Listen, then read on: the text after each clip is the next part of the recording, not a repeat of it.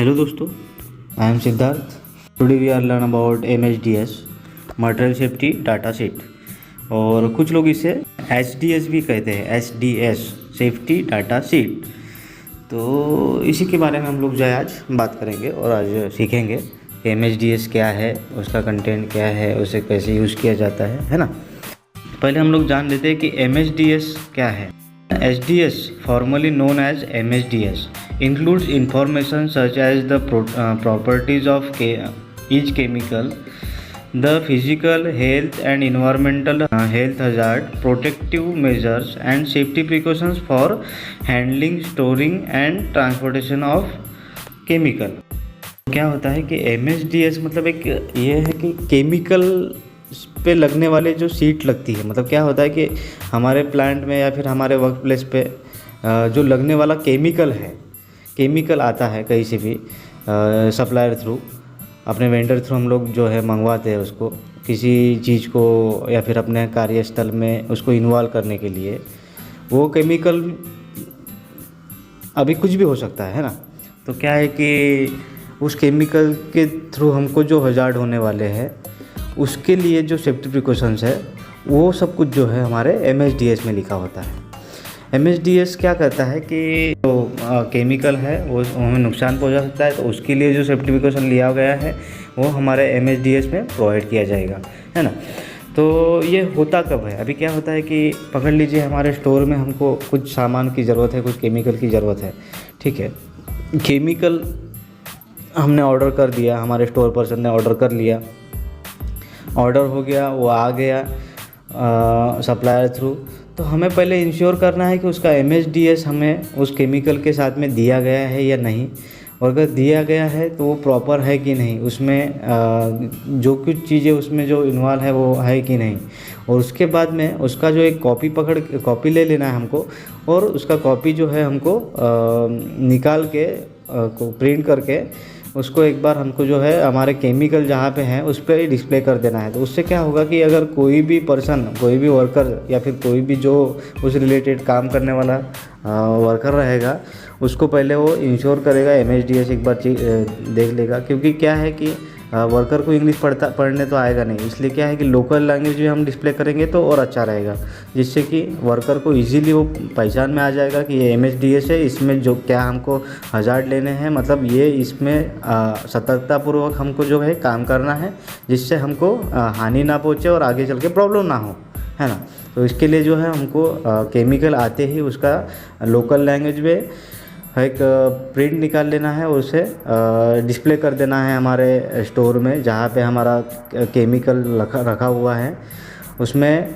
और MHDS में ये इंश्योर करना है कि वो सप्लायर का नाम जिसने वो प्रोवाइड किया है, उसके बाद में उसमें क्या क्या चीज़ें इन्वॉल्व हैं, उसके बाद में आइडेंटिफिकेशन ऑफ स्ट्रक्चर, मतलब वो क्या चीज़ से बना हुआ है, क्या क्या उसमें इंक्रीमेंट डला हुआ है, उसके बारे में इंफॉर्मेशन होना चाहिए। वो कंपनी किस कंपनी से आया गया है, उसमें क्या क्या सब्सटेंस उसमें डाला गया है, और किस कंपनी से आया गया है, उसको हमको कैसे हैंडलिंग करना है, उसके हजार्ड आइडेंटिफिकेशन क्या है ना।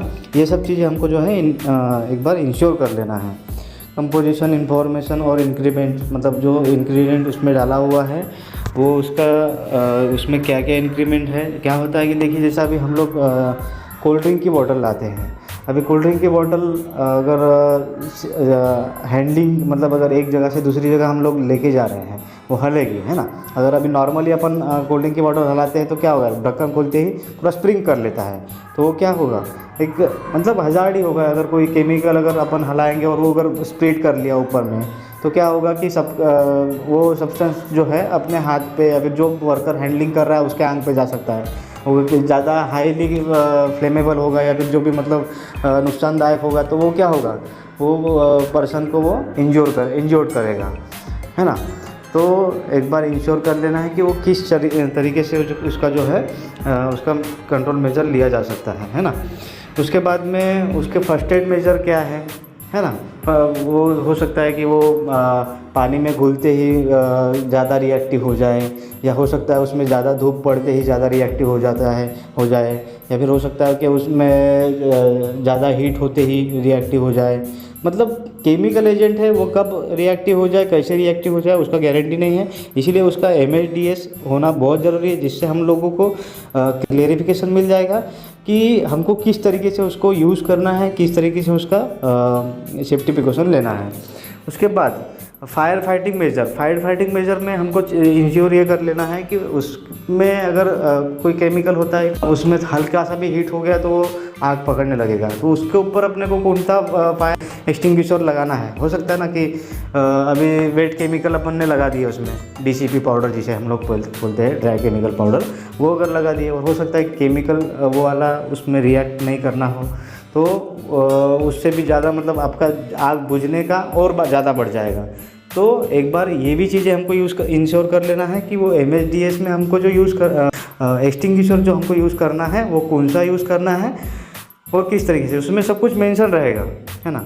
उसके बाद में एक्सीडेंटल रिलीज मेजर, मतलब एक्सीडेंट होने के बाद में हमको किस तरीके का ट्रीटमेंट देना है, क्योंकि देखिए अभी उसको जिस तरीके से इंजरी होगा उस तरीके से अगर मेडिकल ट्रीटमेंट दिया जाए तो आसानी से मतलब उसको जो हमारा फर्स्ट एडर है या फिर मेडिकल ऑफिसर है या फिर डॉक्टर है, वो प्रॉपरली उसको ट्रैक कर पाएगा कि इसको एक्चुअल में ये प्रॉब्लम है, तो हमको इस तरीके से उसका ट्रीटमेंट करना है।